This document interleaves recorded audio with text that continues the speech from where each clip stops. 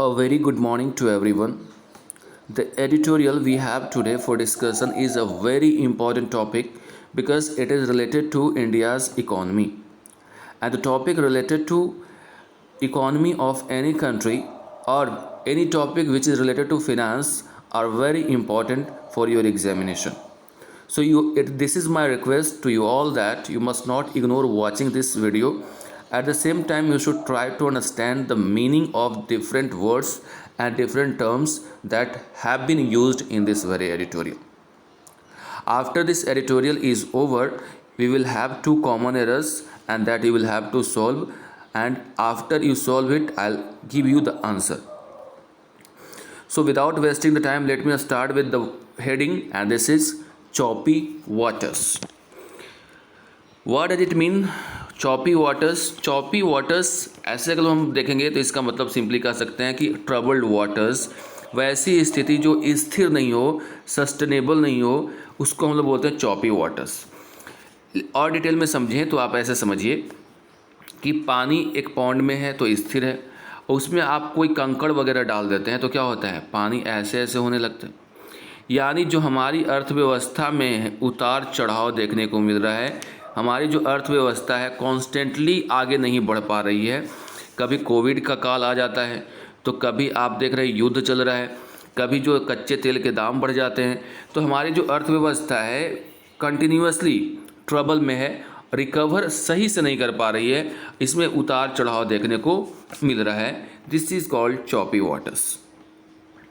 ये किसके बारे में कहा गया है? भारत की अर्थव्यवस्था यानी इकोनॉमी के बारे में कहा गया है। तो आप देख सकते हैं यहाँ पे लिखा हुआ भी है, on India's post covid recovery. कोविड-19 के काल के बाद, पोस्ट मतलब होता है बाद, उसके बाद हमारी अर्थव्यवस्था में क्या रिकवरी आई है उसके बारे में इस एडिटोरियल में बात होगी। आइए कुछ लाइंस को आप देखिए।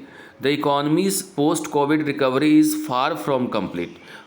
जो हमारी अर्थव्यवस्था है उसकी जो रिकवरी है कोविड-19 के बाद, वो कंप्लीट जो होना चाहिए था उससे अभी काफ़ी दूर है।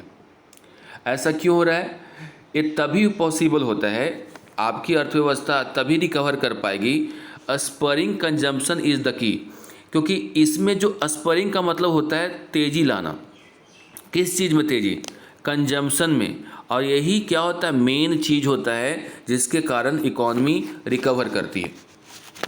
तो स्पर करना का मतलब तेज़ी, कंजम्पशन का मतलब होता है क्या, उपभोग। अब देखिए क्यों ऐसा कहा गया। कोई भी अर्थव्यवस्था तभी रिकवर कर पाएगी जब लोग कंज्यूम करेंगे। कंज्यूम करेंगे कहने का मतलब क्या हुआ कि जब आप चीज़ों का उपयोग करेंगे तो इसकी डिमांड बढ़ेगी, और मार्केट में डिमांड अगर है, खरीद बिक्री हो रही है, तो उसकी मैन्युफैक्चरिंग भी होगी। अब मैन्युफैक्चरिंग होगी तो कंपनी में काम करने वाले, फैक्ट्री में काम करने वाले लोगों को रोज़गार मिलेगी। रोज़गार मिलेगी कि तो इनके पैकेट में भी पैसा आएगा, और इनके पैकेट में पैसा रहेगा तो इनकी भी परचेजिंग पावर बढ़ेगी, और इनकी भी परचेजिंग पावर बढ़ेगी तो चीज़ों को एक खरीदेंगे उपभोग करने के लिए, और जब चीज़ें खरीदी जाएंगी तो इसका मार्केट में भी जो लोग जुड़े हुए हैं इससे खरीद बिक्री से, उनको भी रोज़गार मिलेगा। यानी सारी अर्थव्यवस्था किस पे आधारित होती है? कंजम्पशन पे। आपने सुना होगा कि महंगाई बढ़ गई, तो महंगाई जब बढ़ जाती है तो जो कॉमन लोग होते हैं जिनके पास पैसे उतने ज़्यादा नहीं हैं, तो ऐसी स्थिति में उनको इन्वेस्ट करने में, खर्च करने में सोचना पड़ता है। ऐसी स्थिति में जब पैसा वो खर्च करना नहीं चाहेंगे, कैसे जैसे तैसे ज़िंदगी गुजर करेंगे, तो क्या होगा कि कंजम्पशन नहीं होगा, यानी चीज़ों को का उपभोग नहीं होगा, तो क्या होगा, डिमांड कम गया। तो जब डिमांड कमेगा तो मैन्युफैक्चरिंग भी कमेगी, और इस तरह से जो हमारी इकॉनमी है वो नीचे आ जाएगी, डिक्लाइन करेगी। इसलिए ज़रूरी है कि सरकार कुछ ऐसी पॉलिसी बनाए जहां से लोगों को रोज़गार मिले, यानी किसी भी तरह से जो लोग हैं उनके पॉकेट में पैसा होना चाहिए। पैसा होगा तभी आदमी कोई खरीदेगा और उसका उपभोग करेगा। तो यही इसलिए यहाँ पे इशारा किया गया है कि हमारी रिकवरी तभी हो पाएगी जब कंजम्पशन में स्परिंग होगा, उसमें तेज़ी आएगी, क्योंकि ये सबसे ज़्यादा महत्वपूर्ण है। एक की है, एक कुंजी है, ये महत्वपूर्ण है। यहाँ तक आपको समझ में बात आई होगी। आगे बढ़ते हैं। इंडियाज़ ग्रॉस डोमेस्टिक प्रोडक्ट, ये अभी आंकड़ा आया है जीडीपी का। जीडीपी आप समझते होंगे, gross domestic product, total monetary value होता है एक अर्थव्यवस्था के अंतर्गत एक फिनेंशियल ईयर में गुड्स एंड सर्विसेज जितना लेन देन हुआ गुड्स और सर्विस सेक्टर में, उसकी मौद्रिक वैल्यू। मॉनेटरी वैल्यू का मतलब क्या होता है?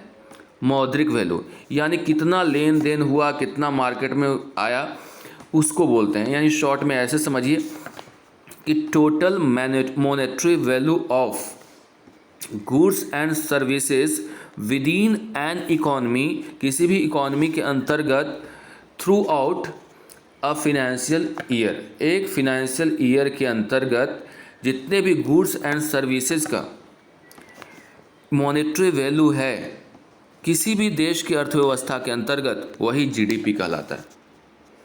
जितना भी हुआ लेन देन उसमें मॉनेटरी वैल्यू चाहिए, यानी मौद्रिक वैल्यू चाहिए जीडीपी का। और इस बार जीडीपी कितना रहा? इस 8.7 रहा। वहीं अगर हम लोग ग्रॉस वैल्यू एडेड की बात करें तो ये बढ़ करके 8.1% हो गया। अब जीवीए क्या होता है? तो जीवीए में कहा जाता है कि जो जीडीपी आपका है उसमें टैक्स और सब्सिडीज वगैरह को जोड़ दिया जाए तो जीवीए बन जाता है। यानी यू कैन से जीवीए क्या है? तो contribution made to an economy by individual producer, या कह सकते हो कि इंडस्ट्री इज कॉल्ड जीवीए। देखिए जीवीए क्या होता है कि ये भी एक प्रकार का अगर हम कैलकुलेट करेंगे तो एक ही जैसा लगता है, लेकिन इसका जो अलग अलग सेक्टर को अलग अलग तरीके से इसको क्या करता है? वैल्यू निकालता है।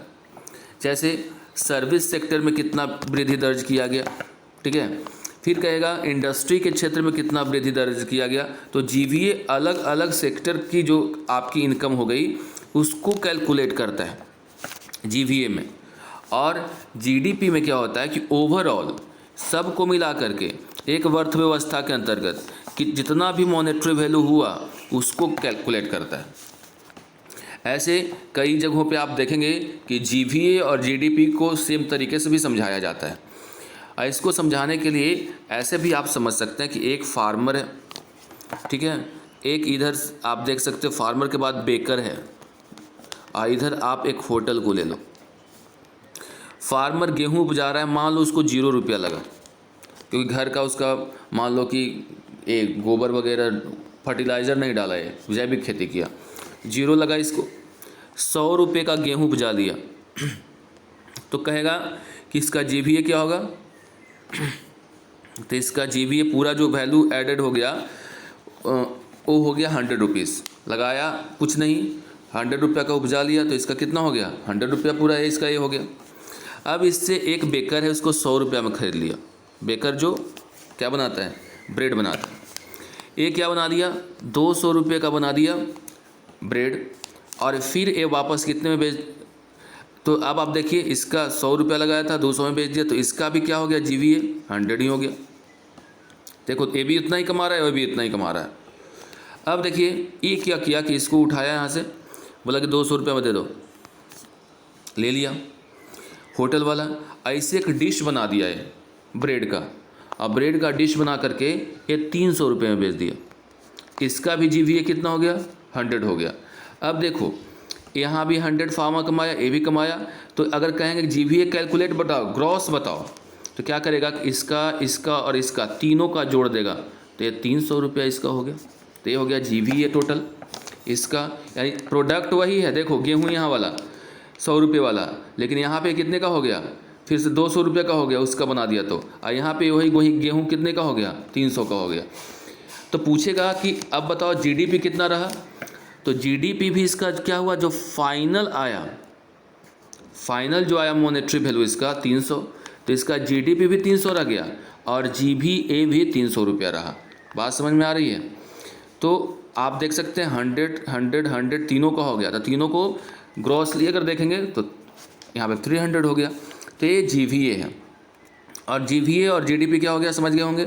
टोटल मॉनेटरी वैल्यू हो गया एक अर्थव्यवस्था के अंतर्गत। जीवीए क्या? अलग अलग सेक्टर्स का, इंडिविजुअल का इनकम, इंडस्ट्री का इनकम, सब को कैलकुलेट करके एक बार जो बताता है वो जीवीए कहलाता है। और जीवीए इस बार कितना रहा 8.1%। और ये जो आंकड़ा दिया गया है नेशनल इनकम एस्टिमेट्स के द्वारा, ये आंकड़ा दिया गया है जो कि ट्यूसडे को रिलीज़ किया गया है। यानी अभी आपके दिमाग में होना चाहिए कि जीडीपी हमारा कितना 8.7% ग्रो कर रहा है और ये जो है 8.1%। ये आंकड़ा दिया गया है नेशनल इनकम एस्टिमेट्स के द्वारा जो कि रिलीज हुआ था ट्यूसडे को, और ये है 2021-22 का आंकड़ा।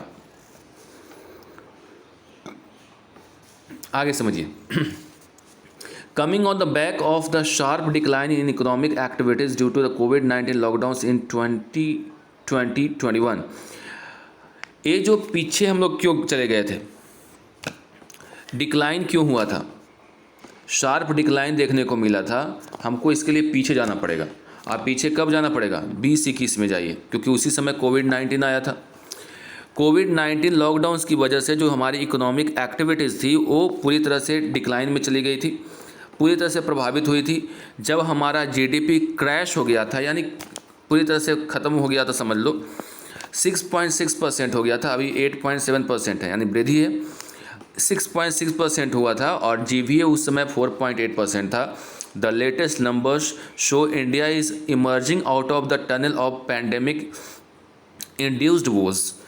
अब कह रहा है कि हाल फिलहाल का जो नंबर है, जो आंकड़ा है, वो दर्शाता है कि भारत निकल कर के बाहर आ रहा है, इमर्ज कर रहा है उस टनल ऑफ पैंडेमिक से, जो कि इंड्यूस था, खतरा से भरा हुआ था। इंड्यूस्ड मतलब भरा हुआ, यानी उस खतरे वाले टनल से बाहर आ रहा है जो कि पहले कोविड-19 की वजह से एक बहुत ही खतरनाक रूप ले लिया था।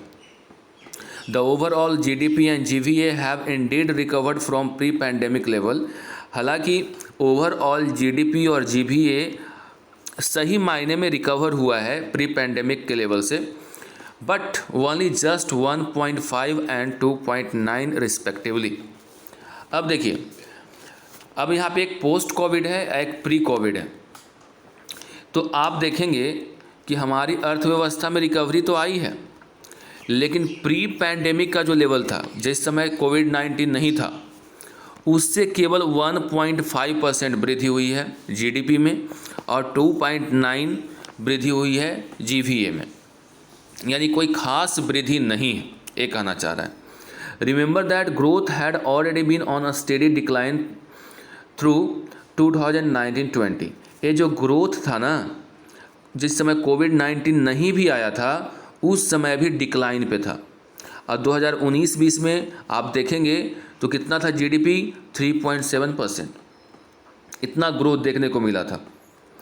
The governments assertion that the data is establish a full economy recovery is not entirely true. अब सरकार इसमें बोली थी कि जो डेटा पब्लिश किया गया है वो पूरी तरह से सही नहीं है। For one, it is not a V shaped recovery. अब वी शेप्ड रिकवरी क्या होता है?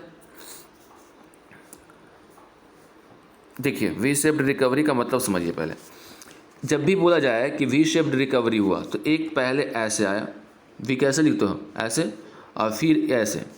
तो पहले ये नीचे आ गया मतलब डिक्लाइन हुआ, और उसके बाद फिर राइज कर रहा है, तो क्या कहेंगे हम लोग? V shaped recovery. तो देखो 2019 का आंकड़ा देखें तो 3.7 ग्रो हुआ था, लेकिन अगर हम लोग अभी देखें तो कितना ग्रो हो गया? 8.7।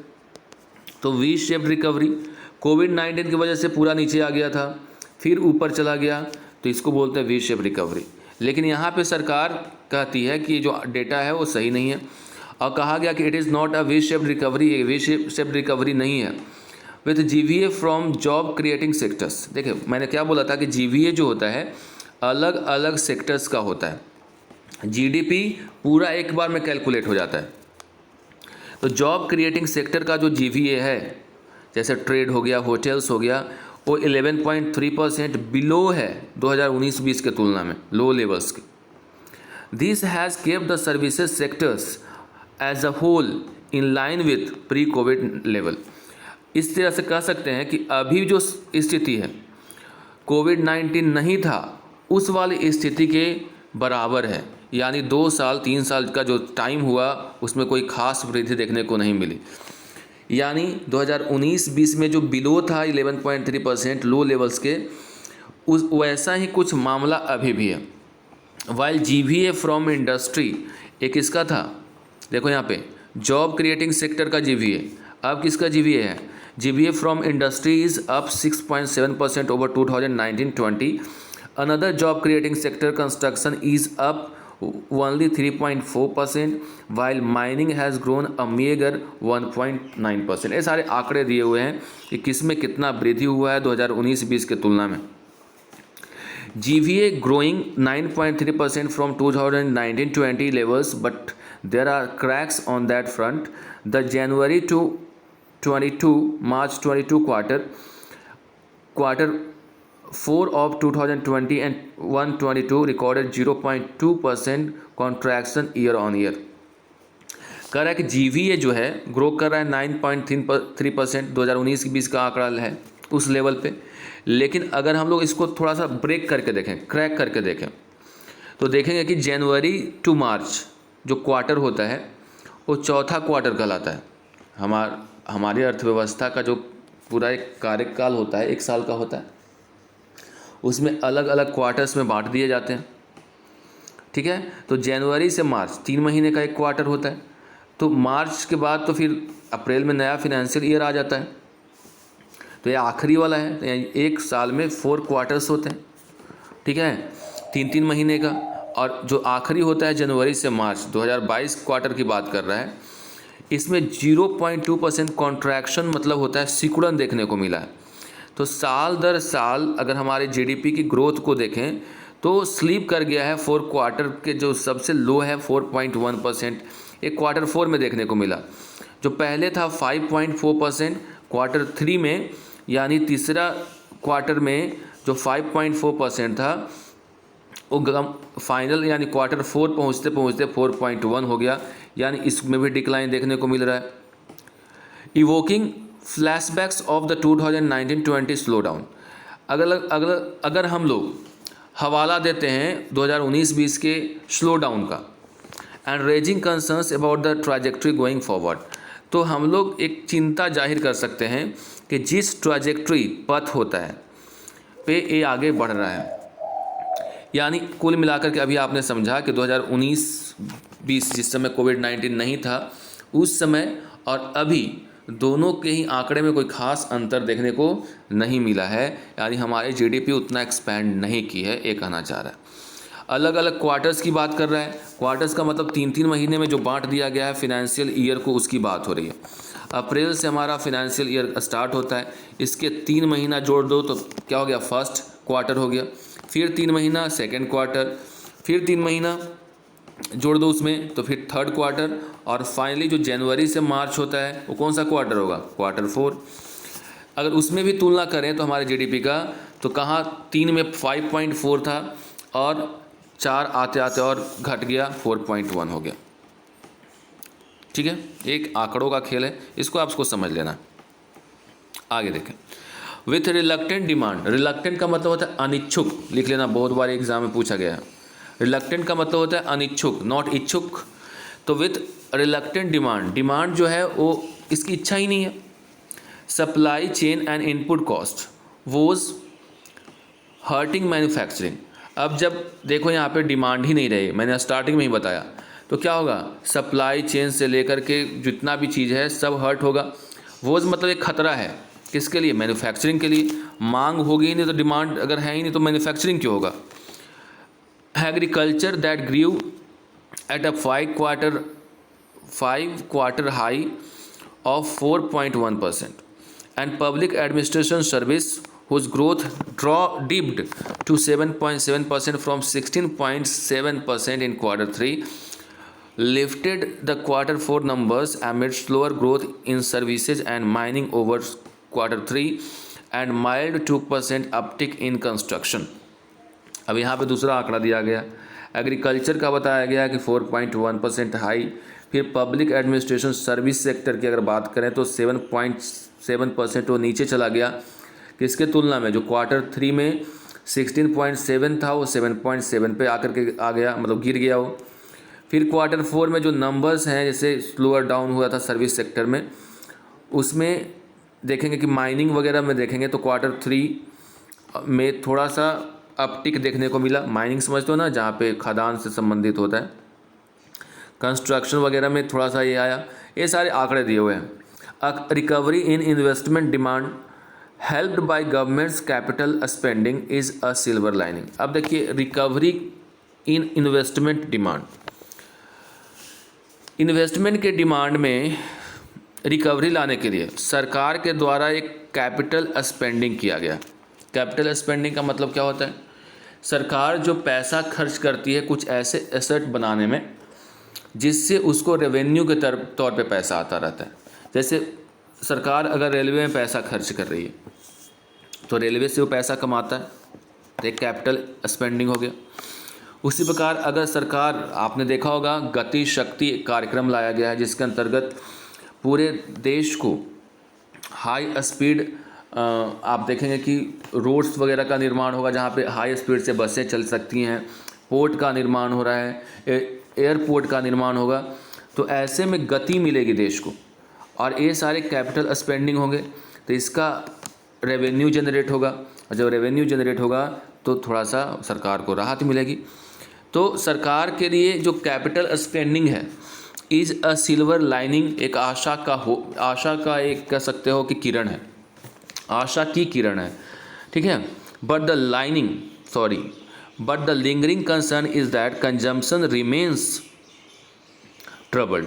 लेकिन सबसे बड़ा दिक्कत यह है कि कंजम्पशन जो है अभी भी ट्रबल्ड है, मांग अभी बढ़ ही नहीं रही है। एंड अनलेस इट रिकवर्स, और जब तक ये रिकवर नहीं करता है, private investments will remain aloof as will sustainable high growth. और जो प्राइवेट इन्वेस्टमेंट है, जो इसमें पैसा लगाया जाता है, वो क्या रहेगा? दूर रहेगा। अलूफ का मतलब होता है अपने आप को अलग रखना। As will sustainable high growth. Private final consumption expenditure grew 7.9% in 2021 and 21। Private final consumption expenditure का मतलब क्या होता है? प्राइवेट फाइनल कंजम्पशन एक्सपेंडिचर का मतलब होता है expenditure on goods and services for the direct satisfaction of individual के नीड और सेटिस्फैक्शन के अनुसार जो आप गुड्स एंड सर्विसेज के ऊपर एक्सपेंडिचर करते हैं, उसी को बोलते हैं प्राइवेट फाइनल कंजम्पशन एक्सपेंडिचर। किसी भी इंडिविजुअल, देश के नागरिक, जनता जो भी है, उसके लिए जो उसके नीड्स को पूरा करने के लिए जो चीज़ें बनाई जाती है या फिर उसमें इन्वेस्टमेंट होता है, उसको कहते हैं। तो इसका आंकड़ा दिया हुआ है कि 7.9 रहा है इस बार, 2021-22 की बात हो रही है। But it was just 1.2 lakh crore और 1.4% ओवर 2019-20।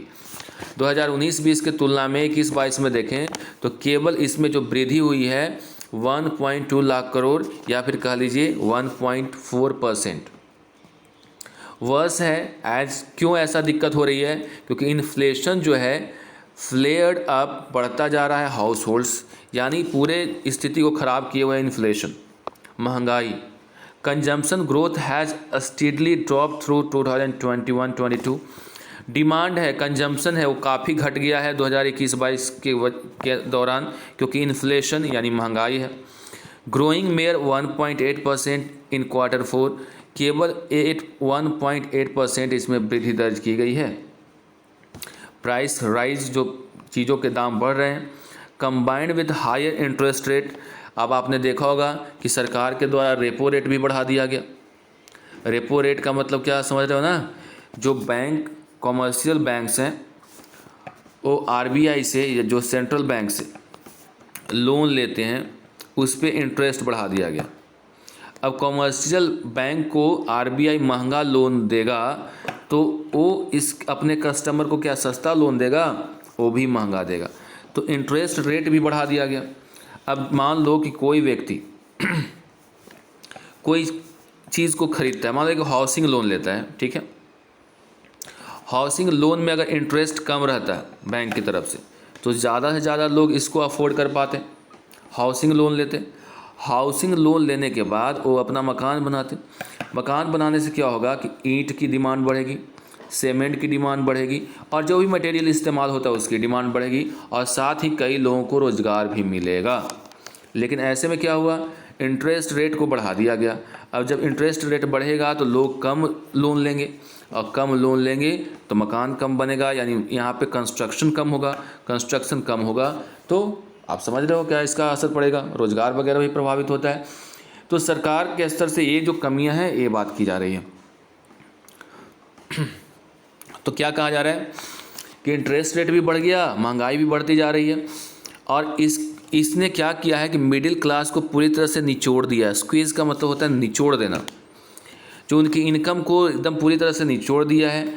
और एंड डैम्पेन कंजम्पशन फर्दर, और जिसके वजह से डैम्पेन का मतलब होता है नीचे आ जाना, गिर जाना, दब जाना। कंजम्पशन जो है, डिमांड जो है वो नीचे चला गया। एक तो महंगाई, ऊपर से जो लोन से लेकर भी काम चलाया आदमी, उसका इंटरेस्ट रेट भी बढ़ गया। Yes, India is fastest growing major economy and likely to remain so. Bharat जो है सबसे तेज़ गति से आगे बढ़ने वाली अर्थव्यवस्था है और ऐसा संभावना है, लाइकली का मतलब संभावना है कि 2022-23 में भी रहेगी। But the rising tide in the past year has not been enough to lift all boats stranded in the detritus of the pandemic. लेकिन कह रहा है कि जो राइजिंग टाइड है, जो अभी तूफान था, बताया था ना कि तूफान है, जो पिछले साल देखने को मिला था, जैसे पहले कोविड-19 के काल में, वो पूरी तरह से बोट को वहाँ से जो फंसा हुआ है, स्ट्रेंडेड का मतलब होता है फंसा हुआ है, ठीक है, उस जगह पे, उस खंडहर में, उसमें जो बोट फंसा हुआ है उससे अभी बाहर नहीं निकाला गया है। और वो खंडहर या फिर जो जहाँ पे बोट फंसा हुआ है, यानी भारत की अर्थव्यवस्था फंसी हुई है, वो पैंडेमिक का काल है उससे। उसके बाद देखें, इसके वजह से तो स्लो डाउन हुआ ही है, साथ ही the waters are choppy with war and recession worries in the developed world. अब देखिए, युद्ध चल रहा है एक तरफ से और दूसरी तरफ रिसेशन का मतलब होता है मंदी, और दूसरी तरफ मंदी है कहाँ, डेवलप्ड कंट्रीज़ में। अमेरिका वगैरह जैसे देश तो तबाह हैं जो डेवलप्ड हैं, तो ऐसे में हमारे लिए तो प्रॉब्लम तो होगा ही। एक तो युद्ध चल रहा है, उसका प्रभाव हमारे ऊपर पड़ता है, और दूसरी बात जो डेवलप्ड कंट्री जिसके साथ हमारा अच्छा खासा व्यापार है, उनकी स्थिति भी नाजुक है, तो उसका असर भी हम लोगों के ऊपर पड़ता है। तो आपने ओवरऑल समझ लिया कि भारत की अर्थव्यवस्था की स्थिति क्या है। स्थिति यह है कि ग्रो किया है, रिकवर किया है, लेकिन कुछ ऐसे प्रॉब्लम्स हैं जिसकी वजह से सही से रिकवर नहीं कर पाया।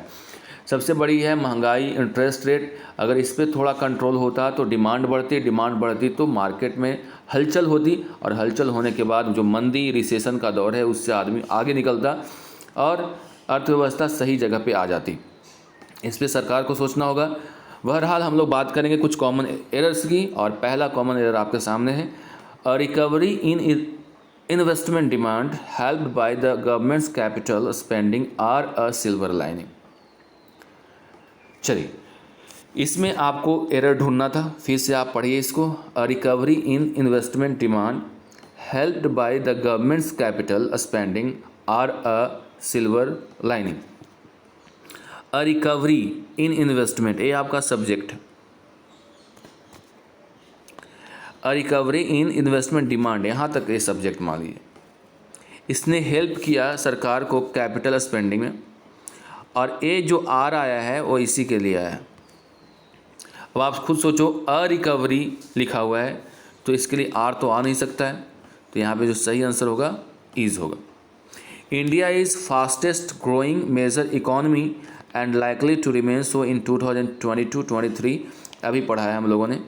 और इसमें जो एरर है, चूँकि फास्टेस्ट एक सुपरलेटिव डिग्री है, और आपको पढ़ाया गया होगा कि इसके साथ क्या लगता है, द लगता है, तो इंडिया इज़ द फास्टेस्ट हो जाएगा।